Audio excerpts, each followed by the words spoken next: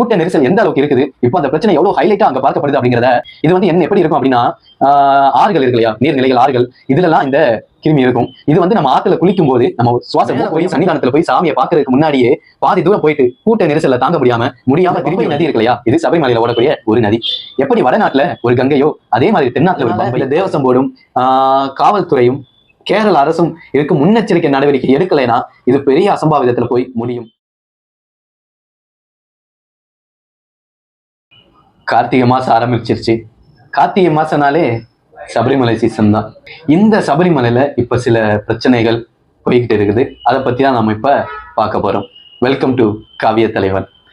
சபரிமலை இந்தியால, தென்னிந்தியால குறிப்பா அதிக வருவாய் ஈட்டக்கூடிய திருச்செந்தூர், பழனி, திருப்பதி மாதிரியான ஒரு செல்வாக்கு மிக்க கோவில் தான் கேரளால இருக்கிற இந்த சபரிமலை. இந்த சபரிமலையில மகர ஜோதி, மண்டல பூஜை, இதுக்காக பக்தர்கள் காத்திருந்து மாலை போட்டு விரதம் இருந்து அதுக்காக ப்ரிப்பேர் ஆகி சபரிமலைக்கு போவாங்க. இப்போ அப்படி போகக்கூடிய இந்த நேரத்துல, இந்த காலகட்டத்துல ஒரு முக்கியமான பிரச்சனைகள், இடையூறுகள் வந்துகிட்டு இருக்குது. அது என்ன அப்படின்னா, முதல் பிரச்சனை வந்து அமீபா மூலியமா பரவக்கூடிய ஒரு உயிர்கொல்லி நோய். இது எப்படி சபரிமலைக்கு போகக்கூடிய பக்தர்களுக்கு இடையூறா இருக்கு அப்படின்னா, காரணம் இருக்கு. அதுலயும் கங்கை நதி போல் புண்ணிய நதியாம் பம்பையில் நீராடி அப்படிங்கிற பாடல் வரிக்கேற்ப இந்த பம்பை நதி இருக்கு இல்லையா, இது சபரிமலையில ஓடக்கூடிய ஒரு நதி. எப்படி வடநாட்டுல ஒரு கங்கையோ அதே மாதிரி தென்னாட்டுல ஒரு பம்பை அப்படின்னு சொல்லுவாங்க. இந்த பம்பை ஆறுங்கிறதுல குளிச்சுட்டு தான் பக்தர்கள் எல்லாருமே மேல சன்னிதானத்துக்கு சாமியை பார்க்க போவாங்க. அப்படி இந்த ஆத்துல குளிக்கும் போது இந்த அமீபா அப்படிங்கிற ஒரு நுண்ணுயிரின்னு வச்சுக்கோங்களேன், இது வந்து என்ன எப்படி இருக்கும் அப்படின்னா, ஆறுகள் இருக்கு இல்லையா, நீர்நிலைகள், ஆறுகள், இதுலலாம் இந்த கிருமி இருக்கும். இது வந்து நம்ம ஆத்துல குளிக்கும் போது நம்ம சுவாச மூக்கு வழியா போய் மூளையை அடைஞ்சு அந்த மூளையை பாதிச்சிடும். இதனால உடல் உபாதை மட்டும் இல்ல, உயிரையும் கொல்லும் அப்படின்ட்டு சொல்றாங்க. அதனால இந்த சபரிமலையில இந்த பம்பை ஆறுல குளிக்கிற பக்தர்களும் கொஞ்சம் ஜாக்கிரதையா மூக்க மூடிட்டு மூழ்கி எந்திரிங்க அப்படின்ட்டு சொல்லப்படுது. இதை தாண்டி பாத்தீங்க அப்படின்னா, இதையும் விட பெரிய பிரச்சனை இப்ப போயிட்டு இருக்குது. அதுதான் என்ன பாத்தீங்க அப்படின்னா, கூட்ட நெரிசல்.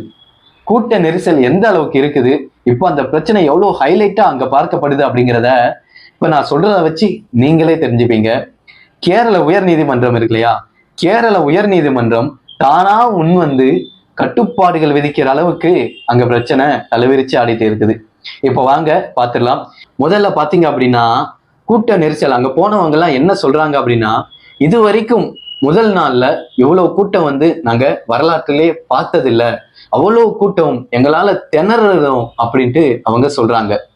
சாமி கும்பிட போயிட்டு சாமியே பார்க்காம திரும்பி வந்த பக்தர்களின் கவலையும் அங்க நம்ம கேட்க முடியுது. அதாவது சபரிமலைக்கு ஐயப்பனை பார்க்கறதுக்காக மாலை போட்டு 48 நாள் விரதம் இருந்து மேல போய் சன்னிதானத்துல போய் சாமியை பார்க்கறதுக்கு முன்னாடியே பாதி தூரம் போயிட்டு கூட்ட நெரிசல்ல தாங்க முடியாம திரும்பி வந்து பம்பை ஆத்துலயே முன்னாடியே வந்து திரும்பி வந்து பம்பை ஆத்துலயே மாலையை கலட்டி சாமி கும்பிட்டு சாமியை மேலே ஏறி பார்க்காமையே திரும்பி வந்தவங்க எல்லாம் இருக்கிறாங்க. அவங்கெல்லாம் தங்களோட கவலையையும் ஆதங்கத்தையும் கொட்டி இருக்கிறாங்க. இதுக்கு அடுத்து பாத்தீங்க அப்படின்னா, சின்ன குழந்தைகள் இருக்கு இல்லையா, சின்ன குழந்தைங்க வந்து மூச்சு திணறி இருக்காங்க. அந்த கூட்ட நெரிசல்ல ஒரு சரியான தண்ணி வசதி இல்லை அப்படின்ட்டு சொல்லப்படுது. தண்ணி வசதி இல்லாத காரணத்துல மூச்சு திணற குழந்தைகளுக்கு, அந்த பெண் குழந்தைகளுக்கு சாமிக்கு கொண்டு போன அந்த தேங்காய் இருக்கும் இல்லையா, அதை உடைச்சி அந்த தண்ணீரை அந்த குழந்தைகளுக்கு கொடுத்துருக்குறாங்க. அவ்வளவு ஒரு தண்ணீர் பஞ்சம்ங்கிறது அங்க அப்போ நிகழ்ந்திருக்குது.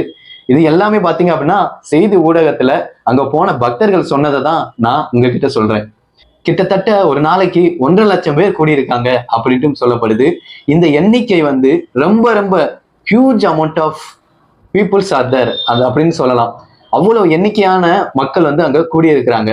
ஸ்பாட் புக்கிங் சொல்றாங்க இல்லையா, இந்த ஸ்பாட் புக்கிங் தரிசனத்திலேயே பாத்தீங்க அப்படின்னா 20,000 பேர் எண்ணிக்கை அப்படிங்கிறது குறைச்சி 5,000 பேரா கொண்டு வந்திருக்காங்க. எண்ணிக்கையை குறைச்சிருக்கிறாங்க. அப்போ பாருங்க எந்த அளவுக்கு கூட்டம் இருக்கும் அப்படின்ட்டு. இந்த அளவுக்கு கூட்டம் இருக்குங்கிறப்ப அங்க பக்தர்கள் வந்து ரொம்பவுமே தங்களுடைய ஆதங்கத்தையும் கொட்டி தீர்த்திருக்கிறாங்க. அப்படி அவங்க கொட்டின ஆதங்கங்கள், அந்த குற்றச்சாட்டுகள் என்ன அப்படின்னு பாத்தீங்க அப்படின்னா, ஒரு சரியான தண்ணி வசதி இல்லை, அங்கங்க தண்ணீர் குழாய்கள் ரொம்ப குறைவா இருக்கு அப்படின்ட்டு சொல்லியிருக்கிறாங்க. சரியான பாதுகாப்புகள் இல்லை அப்படின்ட்டு பக்தர்கள் தங்களோட ஆதங்கத்தை சொல்லியிருக்கிறாங்க. அதை தாண்டி பாத்தீங்க அப்படின்னா அங்க நிறைய பெண்கள் போறாங்க, குழந்தைகள் போறாங்க. இவங்க எல்லாருக்குமே பாத்தீங்க அப்படின்னா ஒரு சரியான கழிப்பிட வசதி இல்லை, ரொம்பவுமே கழிப்பிட வசதிங்கிறது குறைவா இருக்கு அப்படிங்கிறதையும் ஒரு ரொம்ப கவலையோட அவங்க முன் வச்சிருக்கிறாங்க.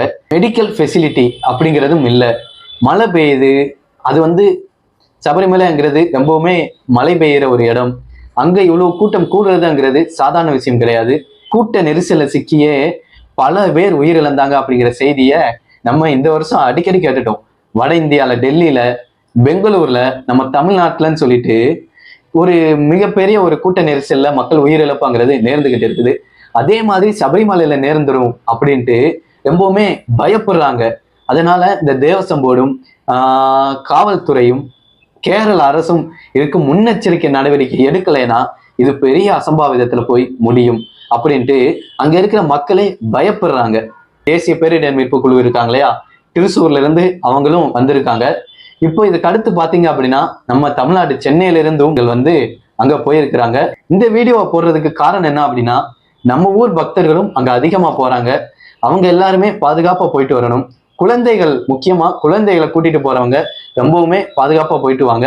முடிஞ்ச அளவுக்கு குழந்தைகளை தவிர்க்கிறதுங்கிறது ரொம்பவுமே நல்லது. அவ்வளவு தூரம் போறோம், சாமியை கும்பிடுறோம் அப்படின்னா எல்லாமே நம்ம உடலுக்கும் உடல் நலத்துக்காக, நமக்காக தானே. நம்ம அங்க போய் சாமி கும்பிட்டு வர்றதுக்குங்கிறது ஒரு முக்கியமான விஷயம். அவ்வளவு பாதுகாப்பா போயிட்டு வரணும். எல்லாரும் நல்லபடியா போயிட்டு வர்றதுக்கு என்னுடைய வாழ்த்துக்கள். எல்லாம் வல்ல அந்த ஐயப்பனையும் நான் பிரார்த்திக்கிறேன். தத்துவமசி.